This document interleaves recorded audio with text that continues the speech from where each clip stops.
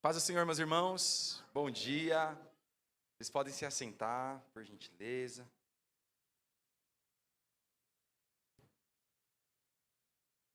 Queria reforçar as boas-vindas aos visitantes. Prazer ter vocês aqui. E quero te convidar a acompanhar comigo em 1 Timóteo, capítulo 1, do verso 1 ao verso 20. 1 Timóteo, capítulo 1, do verso 1 ao verso 20. Diz assim: Paulo, apóstolo de Cristo Jesus, por ordem de Deus, nosso Salvador, e de Cristo Jesus, a nossa esperança. A Timóteo, meu verdadeiro filho na fé, graça, misericórdia e paz da parte de Deus, Pai, e de Cristo Jesus, o nosso Senhor. Partindo eu para a Macedônia, roguei que você permanecesse em Éfeso, para ordenar a certas pessoas que não mais ensinem doutrinas falsas, e que deixem de dar atenção a mitos e genealogias intermináveis que causam controvérsias em vez de promoverem a obra de Deus, que é pela fé. O objetivo desta instrução é o amor que precede de um coração puro, de uma boa consciência e de uma fé sincera. Alguns se desviaram dessas coisas, voltando-se para discussões inúteis, querendo ser mestres da lei, quando não compreendem nem o que dizem, nem as coisas acerca das quais fazem afirmações tão categóricas. Sabemos que a lei é boa se alguém a usa de maneira adequada.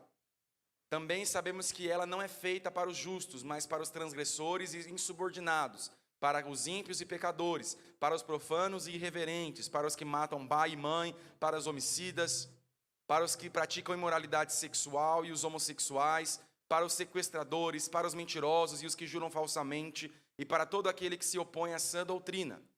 Esta sã doutrina se vê no glorioso Evangelho, que me foi confiado, o Evangelho do Deus bendito. Dou graças a Cristo Jesus, nosso Senhor, que me deu forças e me considerou fiel, designando-me para o ministério.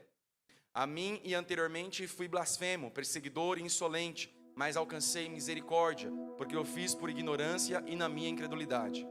Contudo, a graça de nosso Senhor transbordou sobre mim, com a fé e o amor que estão em Cristo Jesus.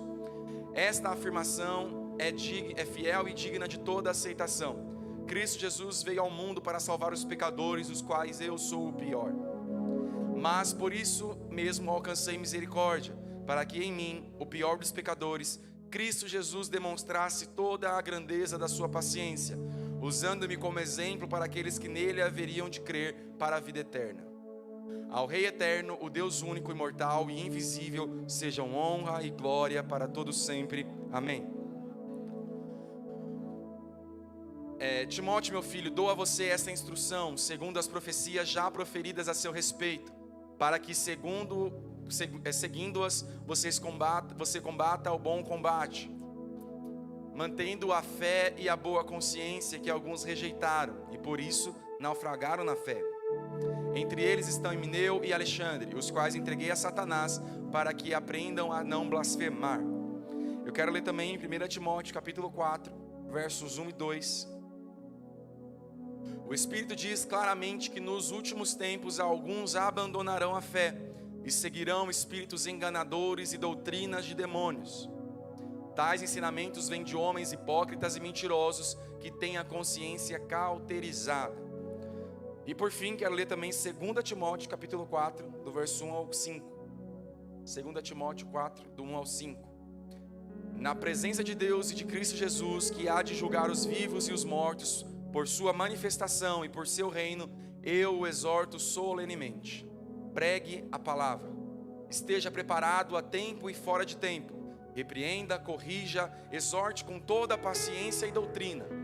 Pois virá o tempo em que não suportarão essa doutrina. Ao contrário, sentindo coceira nos ouvidos, juntarão mestres para si mesmos, segundo seus próprios desejos. Eles se recusarão a dar ouvidos à verdade, voltando-se para os mitos. Você, porém, seja moderado em tudo, suporte os sofrimentos, faça a obra de um evangelista, cumpra plenamente o seu ministério. Amém? É importante nós lermos essas passagens, o seu contexto, porque a Escritura é a verdade sobre Deus. A Escritura é a palavra de Deus, a Escritura é o poder de Deus. Em alguns cursos sobre pregação, a gente ouve falar que você não deve ler um capítulo todo, você só deve ler um trechinho só. Mas é da Escritura que sai a verdade, sabe? O que eu estou falando aqui agora não é a verdade sobre Deus, mas o que nós lemos na Bíblia é a verdade sobre Deus. Eu posso errar falando aqui para vocês, mas o que a Bíblia diz não tem erro, não contém erro. Por isso nós precisamos manter nossa verdade em Deus, na palavra dele. E esse texto, né, que é o texto base do nosso ano, Fundamentos, 1 Timóteo capítulo 1, verso 11, é muito importante. Eu creio com certeza de que, assim como nos outros anos, nesse ano também, nós fomos direcionados por Jesus sobre esse tema, porque nós estamos vivendo num tempo muito difícil. Nós estamos vivendo um tempo de perseguição intelectual. A igreja do Senhor está sendo perseguida intelectualmente falando, principalmente aqui na América e também na Europa. A perseguição desse tempo, ela é diferente da perseguição da igreja primitiva. A igreja primitiva era perseguida de tal forma que eram mortos por causa do evangelho. Mas a perseguição que nós estamos vivendo aqui, ela é bem sutil. A perseguição que nós estamos vivendo nos dias de hoje, ela quer mexer com as nossas bases, quer mexer com os nossos fundamentos. E se nós não estivermos bem fundamentados na palavra de Deus e nas verdades que Ele revela na Bíblia, nós podemos ruir. As nossas vidas podem ruir, as nossas igrejas podem ruir, a nossa nação pode ruir. A perseguição, ela vem silenciosamente querendo implodir o que nós temos por verdade. E quando eu digo implodir, é porque o objetivo dessa perseguição é justamente de dentro para fora causar uma ruptura. Não é visível aos nossos olhos o que está acontecendo. Não é totalmente declarado o que está acontecendo, mas algo está acontecendo muito perigoso e que nós devemos dar luz. Nós devemos exortar, como Paulo revelou a Timóteo. Exorte esses que estão trazendo falsas doutrinas. Traga luz sobre eles. Então, a gente tem visto chegando no nosso tempo, dentro das nossas igrejas, pensamentos liberalistas, relativistas, humanistas, pensamentos de subjetividade. Nos nossos dias de hoje não existe mais uma verdade absoluta, mas cada um tem a sua verdade. Você vai discutir aí fora, a pessoa fala, mas essa é a sua verdade, eu tenho a minha verdade, o fulano de tal tem a sua verdade. Ou seja, a verdade agora está fragmentada, não existe uma única e absoluta verdade. Mas nós cristãos, nós temos a convicção, nós temos a fé, e nós vivemos debaixo de uma única verdade, uma absoluta verdade, não há outra verdade. E é sobre isso que eu quero falar, o fundamento da palavra. A Bíblia, ela é a verdade absoluta que nós seguimos. A Bíblia, ela é inspirada totalmente por Deus. A Bíblia, ela não contém erros. Mas a Bíblia, ela é divinamente inspirada, para que nós possamos conhecer a vontade de Deus que é revelada. O contexto dessa carta de Paulo a Timóteo, tanto a primeira quanto a segunda, é justamente esse. Timóteo foi levantado como pastor da igreja de Éfeso, e ela estava sendo ameaçada por falsas doutrinas. A igreja de Éfeso estava sendo ameaçada por falsas verdades, e corria risco, porque isso estava sendo infiltrado na igreja. E Paulo alerta Timóteo a confrontar essas pessoas que haviam se infiltrado na igreja, transmitindo doutrinas que eram contrárias às doutrinas que ele havia aprendido, as doutrinas que são fundamentais do cristianismo. Toda falsa doutrina, ela é uma negação da verdade, ou então uma adição a ela. Existe uma verdade absoluta. Quando nós negamos essa verdade, nós estamos trazendo uma falsa doutrina. Ou quando nós adicionamos algo a essa verdade, nós também estamos promovendo uma falsa doutrina. Isso porque Jesus falou através de Paulo que não se pode adicionar nada. Se vier um anjo agora revelando algo contrário ao evangelho que nos foi ensinado, devemos considerar como anátema, porque não há mais nenhuma verdade senão a que nós temos na palavra de Jesus.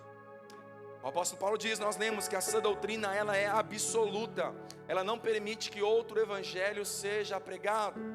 É uma verdade absoluta e não relativa, como agora está sendo pregado nos nossos dias, onde não existe mais verdades absolutas e eternas. nós temos visto nos dias de hoje uma crescente... Deixa eu ver se está funcionando. Tá, boa. Nós estamos vendo nos dias de hoje uma crescente presença do liberalismo teológico. Liberalismo teológico, ele coloca a razão humana acima da fé e das escrituras. Ou seja, não importa o que a Bíblia diz, importa se isso tem uma razão, importa se isso é racional, importa se isso pode realmente acontecer. O liberalismo teológico é um pensamento que nega as intervenções sobrenaturais de Deus na história. É bem verdade que nós, como humanos, buscamos a razão. Aquela coisa precisa caber na nossa mente. A gente precisa entender o que está acontecendo. Mas nós servimos a um Deus que é grande e é sobrenatural. Muitas das coisas que Ele faz a gente não entende, a gente não compreende. Como pode a terra ter parado? Se a Bíblia... Aliás, como pode o sol ter parado se a terra é quem gira em torno do sol? Alguns críticos vão dizer, mas a Bíblia está escrito que o sol parou, mas na verdade é a terra que parou. Mas a Bíblia diz que o sol parou. Se nós começarmos a relativizar, porque naquele tempo eles não tinham essa compreensão, então tudo que está na Bíblia a gente tem que questionar logo. Então se a Bíblia diz que o sol parou, foi o sol que parou. A gente precisa de fé para acreditar nisso. Aleluia, isso não pode ser relativizado. Então o grande objetivo do liberalismo teológico é desconstruir as bases das doutrinas centrais do Evangelho. Os liberalistas, eles dizem que a Bíblia possui erros, eles dizem que a Bíblia não foi inspirada, eles dizem que a Bíblia não é a palavra de Deus.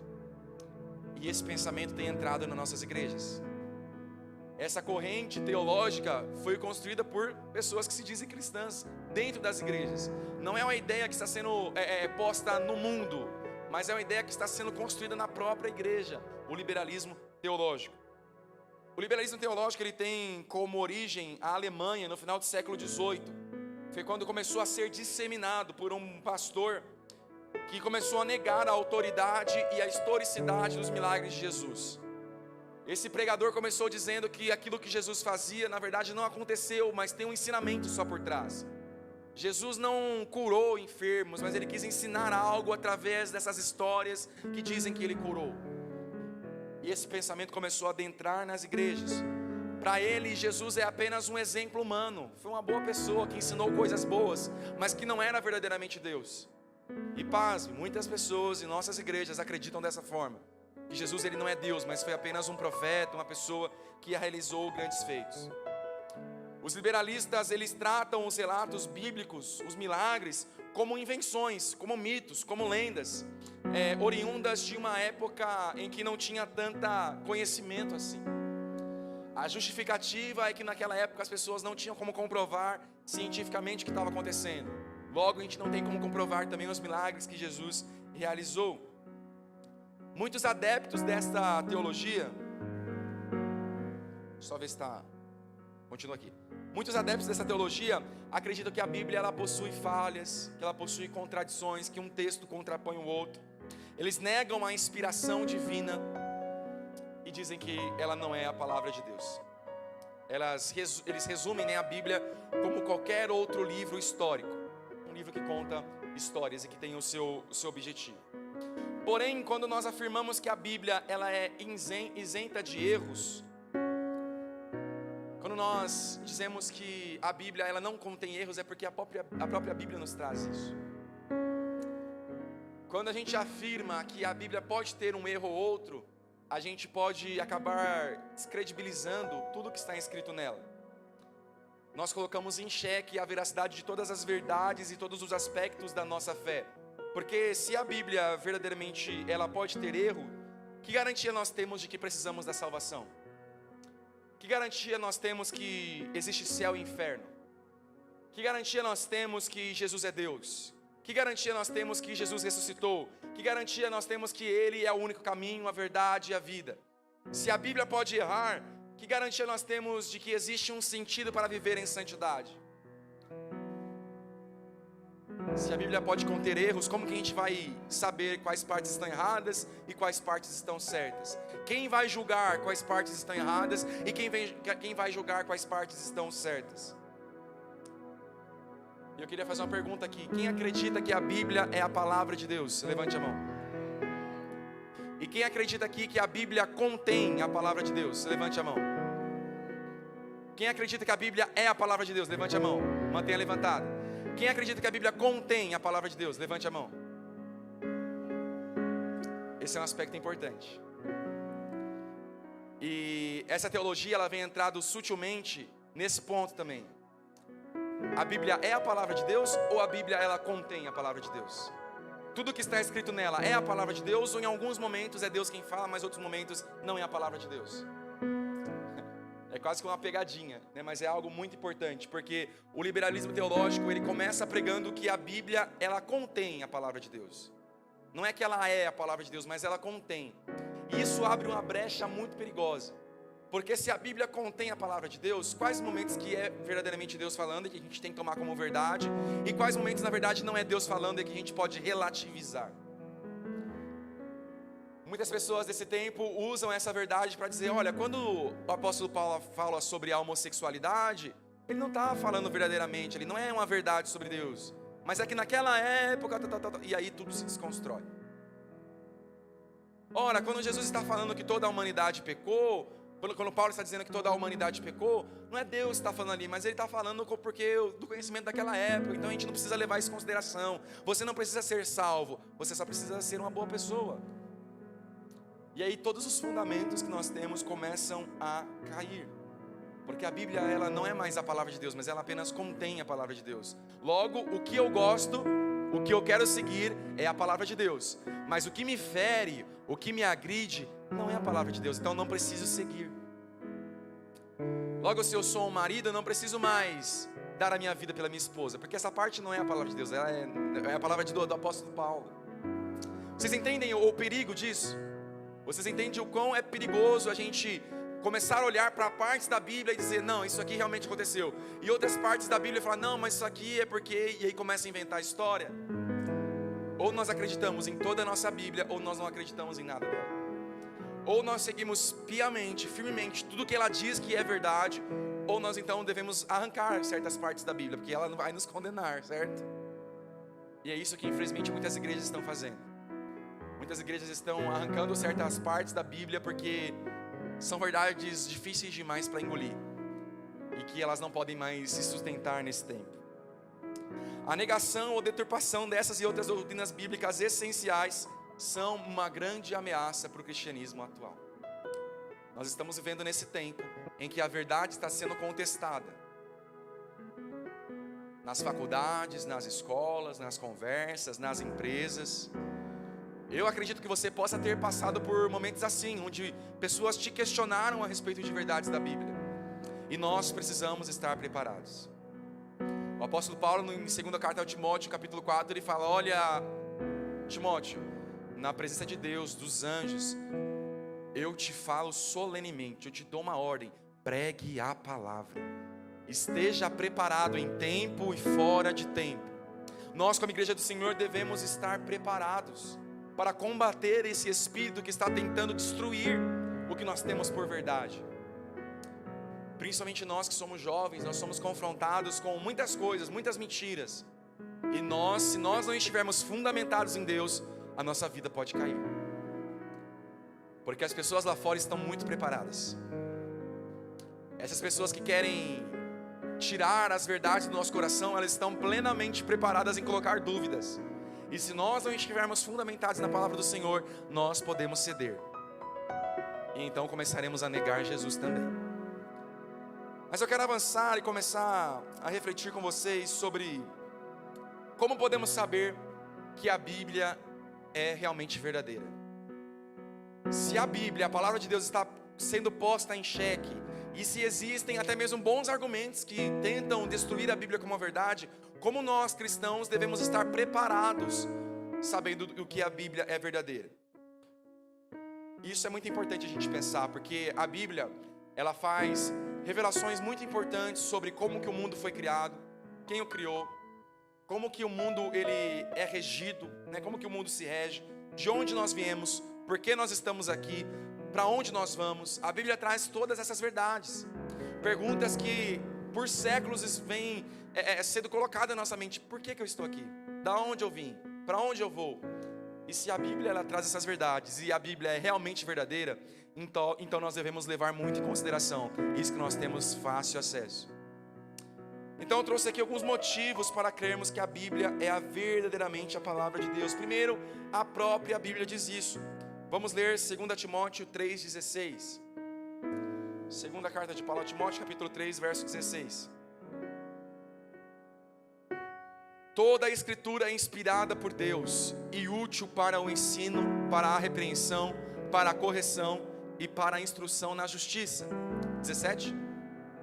Para que o homem de Deus seja apto e plenamente preparado para toda boa obra. O apóstolo Paulo aqui ele vai escrever a Timóteo dizendo que toda a Escritura ela é inspirada por Deus. Ou seja, toda a Bíblia, de Gênesis e Apocalipse, ela tem Deus como origem.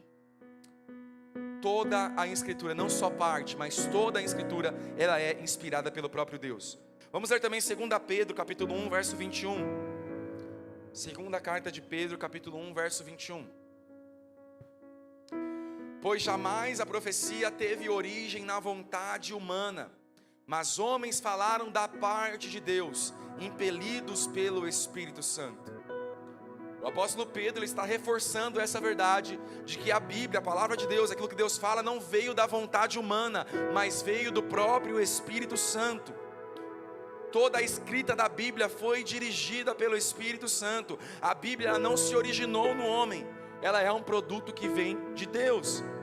Ela possui a autoridade do próprio Deus. Logo, tudo que está nela podemos ter como a verdade de Deus, como a palavra de Deus, como a vontade de Deus. Quando nós abrimos a nossa Bíblia, devemos ter a convicção, devemos entender de que é o próprio Deus que está falando conosco. E nós devemos levar isso em consideração. Terceiro, vamos ler João capítulo 5, verso 39 e verso 40. João capítulo 5, verso 39 e verso 40. Vocês estudam cuidadosamente as Escrituras, porque pensam que nelas você tem a vida eterna. E são as Escrituras que testemunham ao meu respeito. O próprio Jesus, ele diz que a Bíblia fala sobre ele. Isso para os fariseus, que estavam deturpando as Escrituras. Eles criam verdadeiramente que as Escrituras falavam sobre a vida eterna, mas não criam em Jesus, sendo que as Escrituras apontam para Jesus. Esse é o contexto. E Jesus mesmo, ele utiliza a Bíblia. A gente viu a pregação do pastor no domingo passado sobre a tentação dele no deserto. Jesus, ele utiliza da Bíblia para combater o tentador. Jesus utiliza da Bíblia para combater o diabo. Ou seja, Jesus, ele crê piamente no poder das Escrituras e de que ela vem do Pai. Aleluia. Mas não somente essas evidências, a própria Bíblia diz, a gente entendeu que a própria Bíblia diz que ela vem de Deus, de que ela é a verdade. Mas não somente isso. Vou avançar, pode avançar o slide para mim? Vai ficar difícil, vai ficar, boa, valeu. Segundo, nós temos evidências internas de que a Bíblia ela é a verdade. A própria mensagem que a Bíblia carrega que a humanidade ela é má, que a humanidade é merecedora da ira, que nós não podemos fazer nada para nos salvar. Essas próprias verdades vão totalmente contra as nossas características humanas. Porque se a Bíblia fosse escrita por humanos, como seria a Bíblia? Nós somos os grandiosos desse tempo. Nós não precisamos de nada, nós só precisamos de nós mesmos, porque nós somos egoístas. Mas porque a Bíblia ela vem do próprio Deus, ela carrega uma mensagem totalmente contrária ao que todas as outras religiões pregam. Todas as outras religiões pregam que nós devemos fazer algo, mas a Bíblia fala que Deus fez algo por nós. Todas as outras religiões falam que nós devemos ir até Deus, mas a Bíblia diz que Deus que veio até nós. Sabe? A Bíblia ela vai totalmente contrária ao nosso egoísmo. A Bíblia vai totalmente contra ao nosso ego, ao nosso orgulho, mas ela apresenta uma mensagem de humilhação, onde Deus ele é soberano, Deus é absoluto e nós somos o barro, Ele é o oleiro, sabe? Aleluia. Outro ponto é a unidade da mensagem bíblica. A unidade da mensagem bíblica também aponta para a sua origem divina. Isso porque a Bíblia foi escrita durante aproximadamente 1550 anos. De Gênesis e Apocalipse, a Bíblia demorou aproximadamente 1550 anos para ser escrita. E ela teve aproximadamente 40 escritores. A grande maioria não se conheciam, né? Por exemplo, Moisés não conheceu o apóstolo Paulo, porque eles viviam numa época totalmente diferente. Mas mesmo assim, os escritos eles possuem uma harmonia. Aquilo que o Antigo Testamento traz como verdade, o Novo Testamento ele corrobora com essa verdade. Aquilo que o Novo Testamento diz como verdade, o Antigo Testamento aparecia como uma sombra, como uma luz. A Bíblia por inteiro, ela é totalmente interligada. Nós podemos ver elementos do Antigo Testamento no Novo Testamento, e nós podemos ver elementos que agora se tornam mais claros no Novo Testamento, que estavam presentes no Antigo Testamento. Isso sendo escrita por 1550 anos, por mais de 40 autores diferentes que não se conheciam. Como isso pode acontecer? Se eu começar a escrever uma história aqui e pedir para o Igor terminar, muito provavelmente não vai ser a mesma história que eu pensei que fosse. Se eu pedir para vocês, agora imagina, todos nós aqui escrevemos uma parte da história. Como vai ser essa história no final? Vai ser totalmente aleatória. Mas porque foi Deus quem inspirou os homens a escreverem a Bíblia, ela segue uma ordem perfeita. Ela segue uma história perfeita. Todos os acontecimentos que foram profetizados estão acontecendo e aconteceram, porque foi Deus quem inspirou a Bíblia. Aleluia.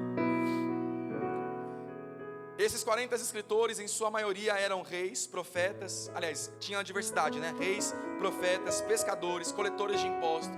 Pessoas das mais variáveis classes sociais e culturas escreveram a Bíblia. E hoje nós podemos provar que ela tem uma unidade. Há uma mensagem sendo pregada em Gênesis, Êxodo, Levítico, Números. Durante toda a Bíblia, há uma única mensagem sendo pregada, que é a mensagem de salvação, o plano de Deus para salvar o homem. Aleluia. A Bíblia foi escrita em 3 línguas diferentes: hebraico, aramaico e grego. E mesmo assim ela contém uma linha única de pensamento. Ela carrega uma mensagem harmoniosa, misteriosamente consistente. Como pode ter acontecido isso? 3 línguas diferentes, 1550 anos, pessoas de todos os tipos, mais de 40 pessoas, e ela ainda assim carrega uma mensagem uniforme. Somente Deus para explicar. Outro ponto, a Bíblia ela contém diversas profecias que foram cumpridas. Em Deuteronômio, dos capítulos 28 ao capítulo 31, Moisés vai falar ao povo que se Israel, antes mesmo de ir para a terra prometida, o povo seria infiel, que ele seria levado a cativo, mas que ele seria restaurado. Moisés profetizou isso milênios antes de acontecer. E aconteceu. Israel desobedeceu ao Senhor, colocou ídolos em seu meio, adorou outros deuses, foi levado cativo para a Babilônia, ficou lá e depois foi restaurado a Israel. Como que Moisés sabia disso? Outro ponto, o local de nascimento, as atividades e a forma da morte e ressurreição de Jesus foi profetizada pelos profetas milênios antes de acontecer. Quando a gente lê para Isaías, logo a gente pensa e a gente lembra de Jesus, aquilo que ele sofreu, aquilo que ele suportou, o seu nome, Emanuel. Tudo que Isaías profetizou e outros profetas profetizaram aconteceram em Jesus. Como eles sabiam disso? Por meio de Jesus, por meio de Deus. Isso demonstra a autoridade sobrenatural das Escrituras. É isso que o mundo hoje não consegue entender, o sobrenatural de Deus. Quantos aqui creem no sobrenatural de Deus? Aleluia. Muitas das vezes Deus vai fazer algo que confronta a nossa mente. E eu gosto muito de uma frase de que se eu entendo Deus, então Ele não é mais Deus. Mas porque eu não entendo Deus, é porque Ele continua sendo Deus. Porque Deus ele não pode caber nas nossas cabeças. Se Deus ele cabe na nossa cabeça, então Ele pode ter sido um fruto da nossa imaginação. Mas porque Deus não cabe na nossa cabeça, eu tenho plena certeza de que não fomos nós que criamos Deus, mas Ele nos criou.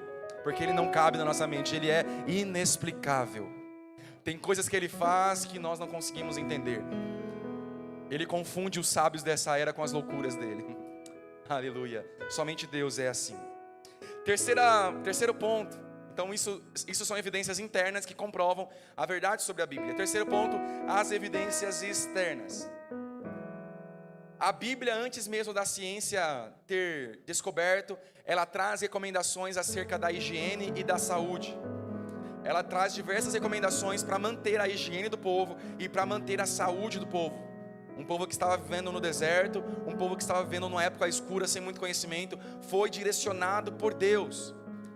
Por exemplo, não defecar ali perto, mas ir para um local isolado e cobrir. Outro exemplo, não comer frutos do mar, que não tinha higiene, não tinha como ser limpos da forma adequada naquela época. Então Deus dá uma ordem para o povo se abster daquele tipo de alimento. Todas essas recomendações foram dadas por Deus ao povo antes mesmo da ciência ter descoberto que isso realmente poderia fazer mal e levar as pessoas para a morte. Outro ponto, a veracidade histórica e geográfica da Bíblia. Cada vez mais pessoas estão se dedicando a estudar aquilo que a Bíblia tem, aquilo que a Bíblia traz como história e como geografia. E eu trouxe um exemplo aqui, que os nomes de mais de 40 reis, diferentes reis que foram mencionados na Bíblia, eles foram encontrados em documentos e inscrições históricas, que comprovam que verdadeiramente aqueles 40 reis existiram nas localidades que a Bíblia diz que eles existiram.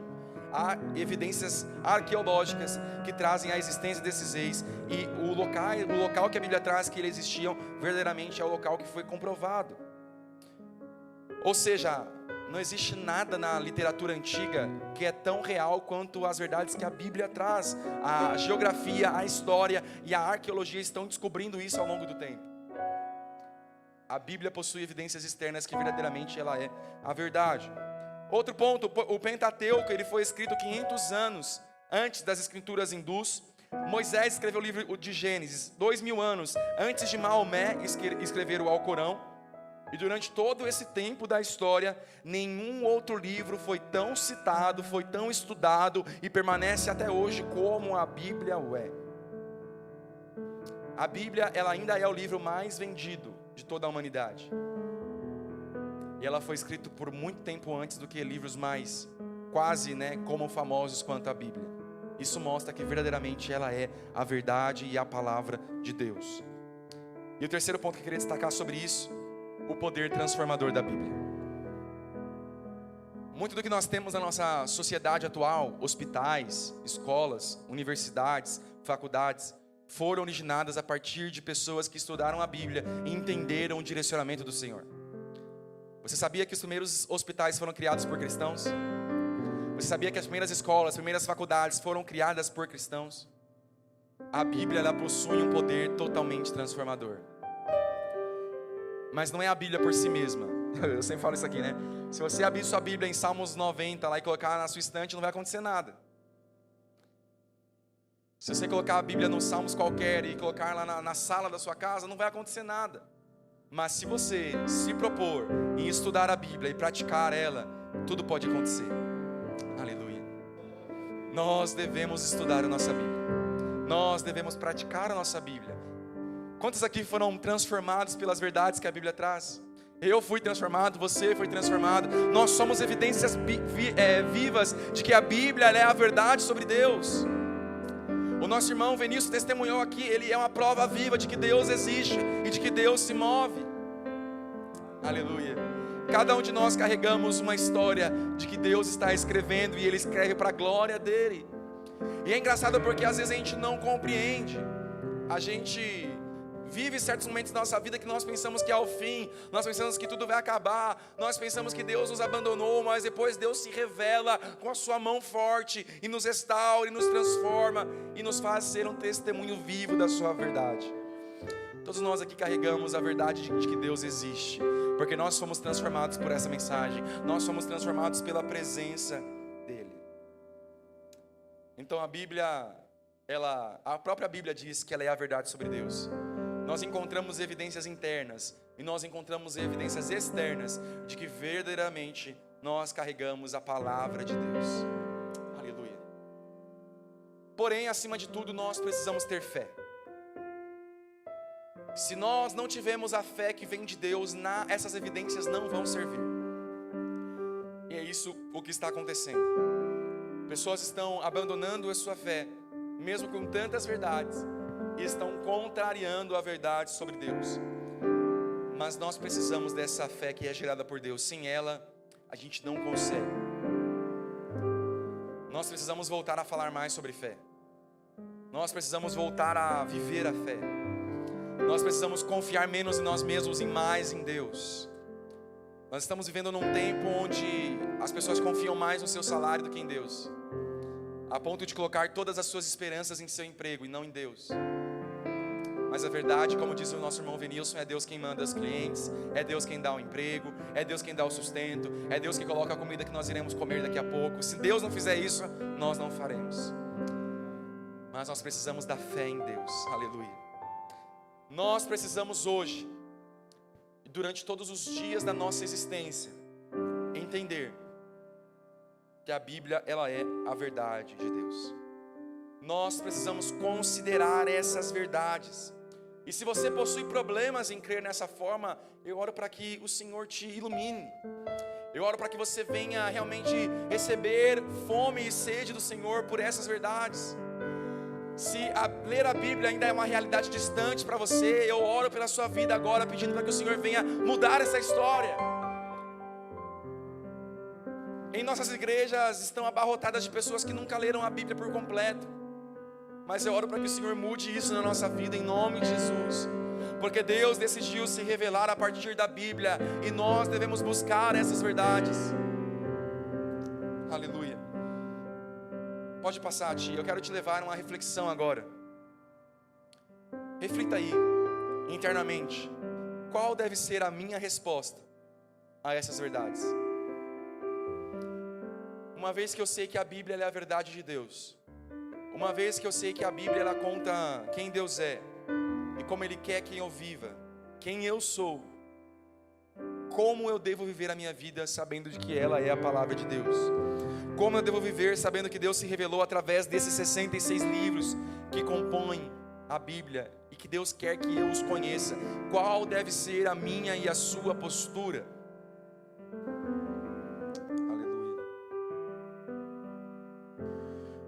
Eu acredito que a nossa pronta resposta, a resposta mais simples que a gente possa dar, a resposta mínima e imediata que nós possamos dar, é ler a Bíblia por completo.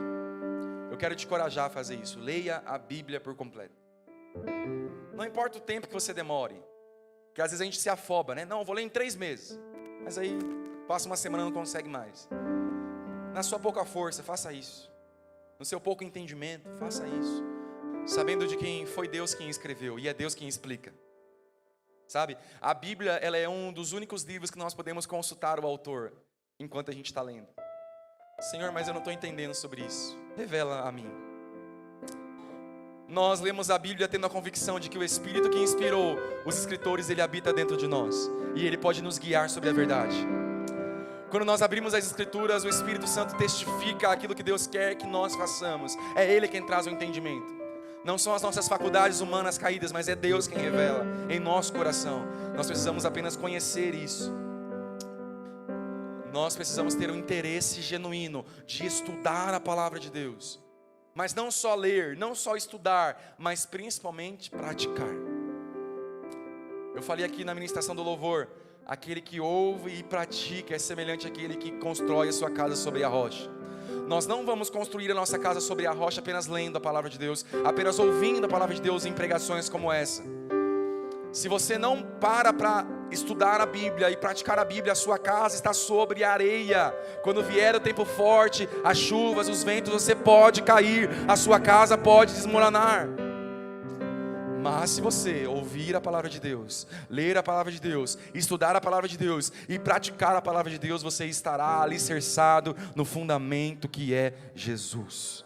E aí virão sim tempos maus, virá a chuva, virá o tempo forte, virá o terremoto, mas nós não seremos abalados. Aleluia. A principal ameaça ao cristianismo nos nossos dias de hoje não é o liberalismo. Aí até eu escrevi aqui, até tinha esquecido o que eu escrevi.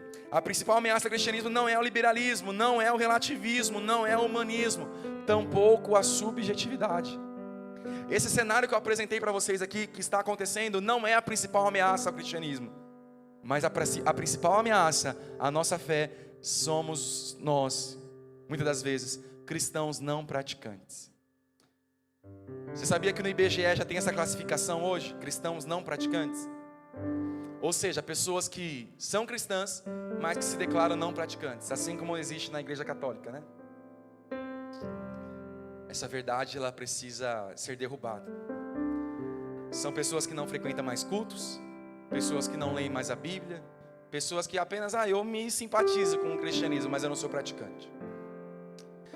Aleluia. A principal maneira de lutar contra esses conceitos que estão sendo colocados, contra essas falsas doutrinas que estão sendo pregadas a rodo na internet.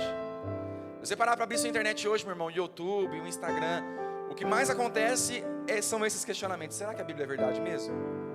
A Bíblia, ela erra. A Bíblia não é santa, a Bíblia não é a palavra de Deus. É o que mais a gente vê hoje. Como que nós podemos combater isso? Pode passar o slide, Ti? Como nós podemos ser verdadeiros fundamentalistas, que estão verdadeiramente dispostos nos fundamentos da palavra de Deus. Nós precisamos primeiramente conhecer as doutrinas, e é isso que nós iremos nos propor a fazer ao longo desse ano. Nós precisamos conhecer quais são os fundamentos do cristianismo. Nós precisamos conhecer a Trindade, nós precisamos conhecer a santidade de Deus, nós precisamos conhecer quem Deus é, quem Jesus é, quem o Espírito Santo é. Nós precisamos ter convictos da nossa salvação, nós precisamos ser convictos da volta de Jesus, nós precisamos ter esses fundamentos restabelecidos em nosso coração, precisamos reafirmá-los. Falando sobre fundamentos, é engraçado porque hoje a palavra fundamentalista, ela foi totalmente corrompida. A sociedade, a mídia se refere muito aos cristãos como fundamentalistas no sentido de pessoas que são quadradas, pessoas que não estão dispostas ao diálogo, pessoas que têm uma mente muito retrógrada porque seguem as verdades da Bíblia. Mas Deus quer que nós sejamos verdadeiros fundamentalistas, ou seja, aqueles que têm os fundamentos do cristianismo no coração, aqueles que têm os fundamentos da verdade de Deus, sobre quem Deus é, sobre quem nós somos e como devemos viver à luz da revelação da palavra de Deus. O convite de Deus para esse ano para nós sejam verdadeiros fundamentalistas. Não pessoas que perdem tempo discutindo em vão, como Paulo orientou Timóteo. Não entre nessas discussões, mas simplesmente viva uma vida pautada na fé. Isso é muito importante, porque até mesmo missão hoje em dia está sendo corrompida. As pessoas resumem missão apenas a boas práticas sociais. Você não precisa mais pregar o evangelho, só precisa levar marmita. Você não precisa falar que aquela pessoa precisa de Jesus, que ela precisa ser salva, que ela precisa se arrepender. Não, você só precisa fazer boas ações, isso é a missão.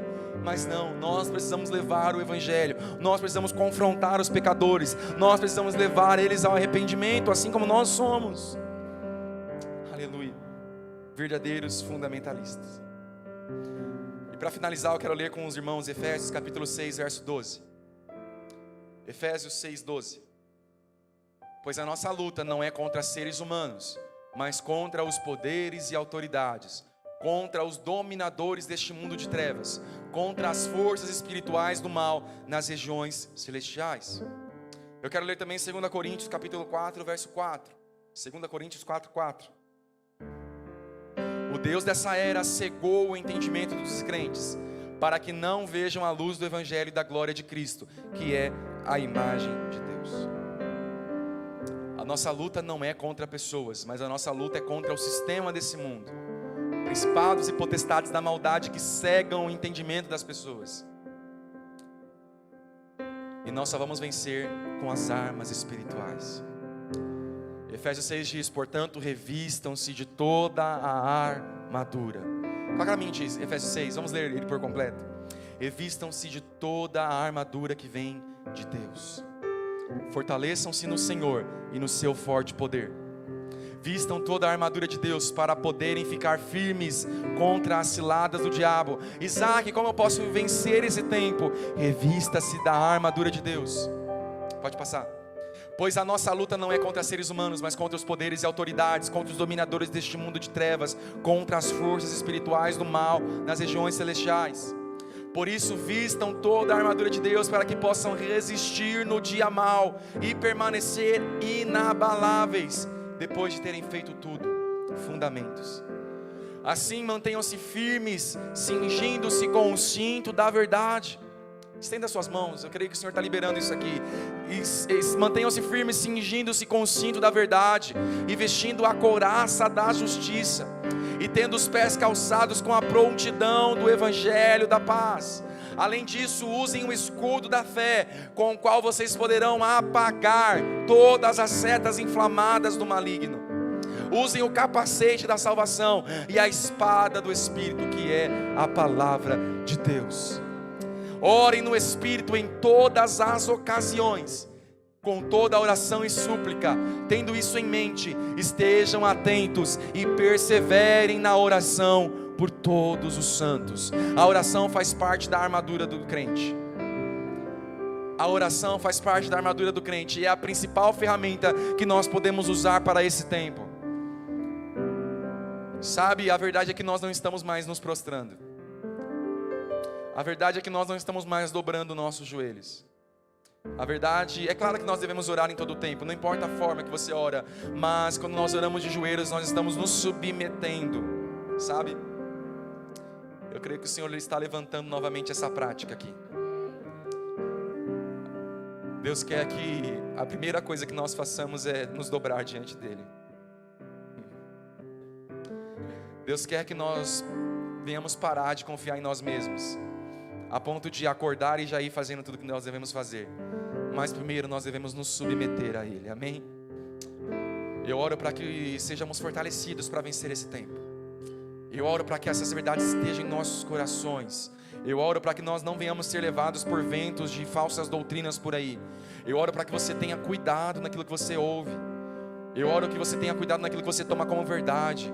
Mas eu oro para que o Senhor venha te levantar nessa manhã.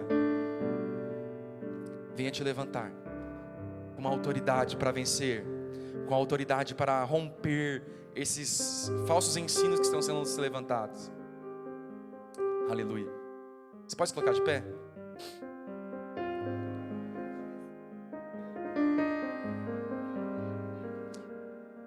Eu vejo pessoas como os bereanos aqui nessa manhã. Os bereanos eram um povo que tudo que eles ouviam, eles iriam consultar se realmente era verdade. Os bereanos eram um povo que, em meio a um tempo de idolatria, em meio a um tempo de falsas doutrinas, eles sabiam que a verdade de Deus está na palavra dele. E eu creio que você será um bereano também nessa manhã, amém? Pai de amor, obrigado por esse tempo, obrigado por essa palavra. Obrigado porque o Senhor tem revelado a nós o que está acontecendo nesse exato momento. E nós sabemos, Pai, que a nossa luta não são contra as pessoas. Sabemos que a nossa luta não é com quem relativiza as coisas, mas a nossa luta é contra Satanás, que tem plantado essas mentiras no coração. Eu oro, Pai, agora, se tiver alguém aqui que recebeu essa semente, que recebeu essa plantação de mentira, eu oro repreendendo agora em nome de Jesus. Toda a fortaleza da mente seja quebrada agora. Abra os nossos olhos espirituais, Pai. Tire as escamas dos nossos olhos. Tire os tampões, os comichões dos nossos ouvidos, para que nós venhamos ouvir a Tua verdade, a sã doutrina. Que ao longo desse ano os nossos fundamentos sejam estabelecidos em nosso coração e em nossas famílias. Que venhamos destronar toda a mentira de Satanás em nome de Jesus. Que venhamos viver a Tua verdade, que venhamos praticar a Tua verdade, Pai. Essa é a minha oração, em nome de Jesus, em nome de Jesus, amém. Amém. Obrigado, queridos. Deus abençoe.